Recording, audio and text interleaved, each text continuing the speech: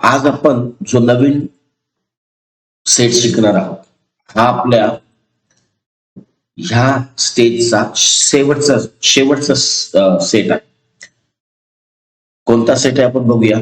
तो सेट आहे would have been. Would have been जर आपण सेपरेटली जर त्याचा उच्चार केला त्याचा उच्चार होतो would have been. Would have been. पण बोलताना याचा उच्चार वुड हॅव बीन असा वेगवेगळा सहसा कोणी करत नाही.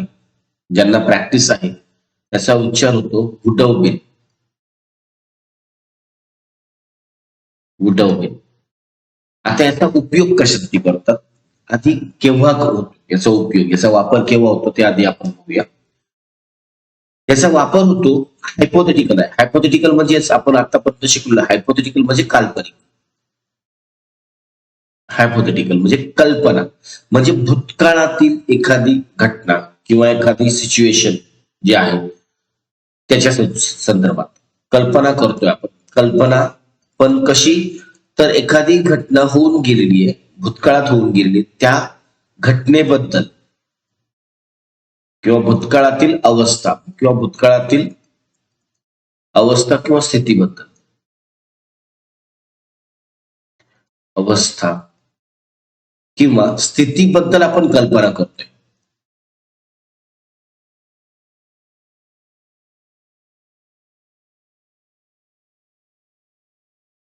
पण ही जी स्थिती आपण, ही जी कल्पना आपण करतो आहोत, ही कल्पना भविष्याच्या संदर्भात.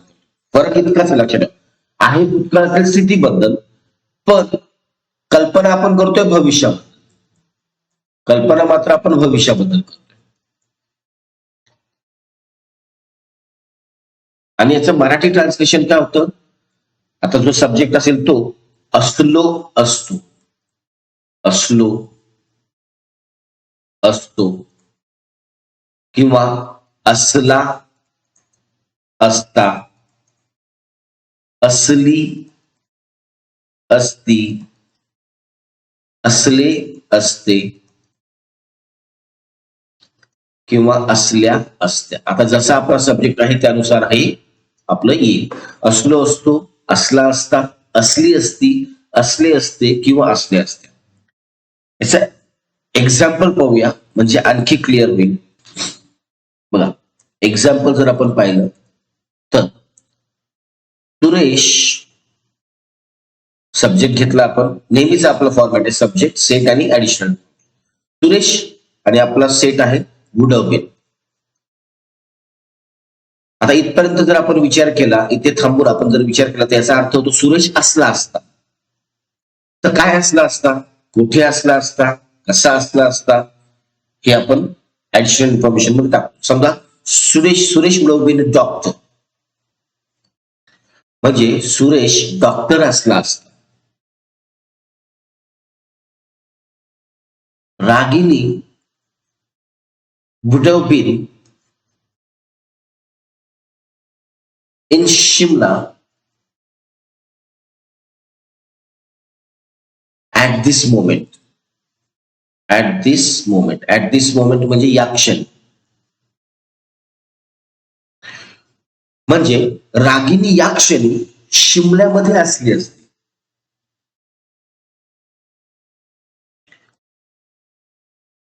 People would have been,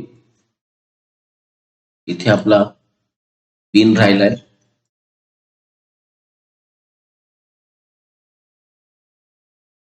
would have bin honest, म्हणजे लोक प्रामाणिक असले असते. आता हे वाक्य आपण कधी करतो ते नाहीयेत, पण असले असते. म्हणजे जेव्हा आपण सांगतो की हा असं असलं तर तसं असलं असतं, असं असतं तर तसं असलं असतं, हे असतं तर ते असतं, अशा पद्धतीचे जेव्हा वाक्य आपण कल्पना करतो की, म्हणजे कंडिशन आहे, अट आहे की ही कंडिशन, ही स्थिती जर अशी असती तर ती स्थिती अशी असली असते. अशा कंडिशनल सेंटेन्स, त्याला कंडिशनल सेंटेन्सेस म्हणतात. या कंडिशनल सेंटेन्सेस मध्ये आपण याचा वापर करतो वुड हॅव बीनचा. ही आहेत काही आपली एक्स्ट्रा सेंटेन्सेस प्रॅक्टिससाठी. जसं India would have been a rich country, म्हणजे भारत श्रीमंत देश असला असता. Garden would have been clean, म्हणजे गार्डन स्वच्छ असले असते. Book would have been on the table, book किंवा पुस्तक टेबलवरती असले असते. Gauri would have been studious, म्हणजे गौरी अभ्यासू असली असती. ह्या प्रकारचे. आता याचं निगेटिव्ह काय होतं ते पाहूया आपण. याचा निगेटिव्ह सेट आहे म्हणजे काय, तो गुड नंतर आपण नॉट लावतो. अर्थ तोच आहे, हायपोथेटिकल युजच आहे त्याचा. आणि याचा वापर जो आहे तो कशासाठी म्हणजे वापर करतो हायपोथेटिकल सिच्युएशनसाठी, सेम फक्त निगेटिव्ह बोलण्यासाठी. आणि इथे त्याचं मराठी ट्रान्सलेशन होतं नसलो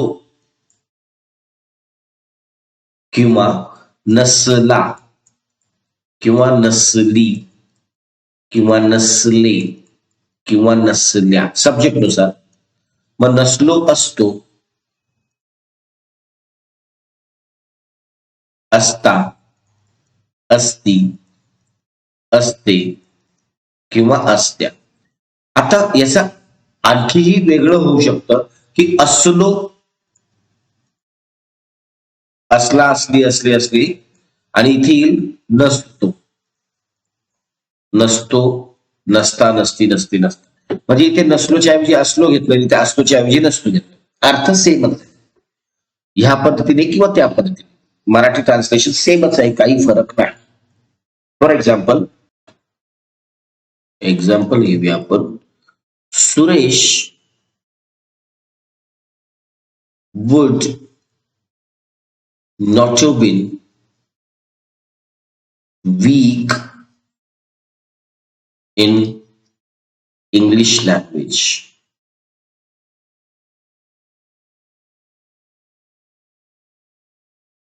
म्हणजे सुरेश इंग्लिश भाषेमध्ये कमजोर नसता किंवा वीक नसता. The gate would not have been locked. इथे बीन राहिलाय, इथे सुद्धा वरच्या वाक्यात बीन लॉक्ड, म्हणजे फाटक किंवा गेट लॉक नसते, लॉक असले नसते. दिस डिझाईन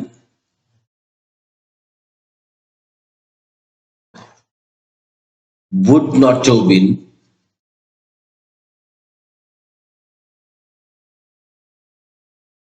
incomplete. म्हणजे ही नक्षी अपूर्ण असली नसती किंवा अपूर्ण नसली असती. इथे आपण फक्त एक लक्षात ठेवायचंय काय, की आपण याचं कॉन्ट्रॅक्शन पण वापरू शकतो. कॉन्ट्रॅक्शन होईल would have been, would not एकत्र येईल आणि हॅव बीन जसं तसं राहील, आणि त्याचा उच्चार होईल वुड हॅव बीन. ड चा उच्चार क्लिअर नाही, वुड हॅव बीन बोलतात.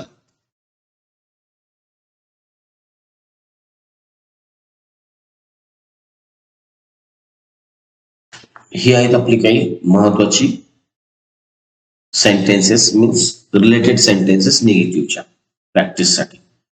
That is teddy bear would not have been colourful, म्हणजे टेडी बेअर कलरफुल असले नसते. Spider would not have been in corners मध्ये स्पायडर्स असले नसते.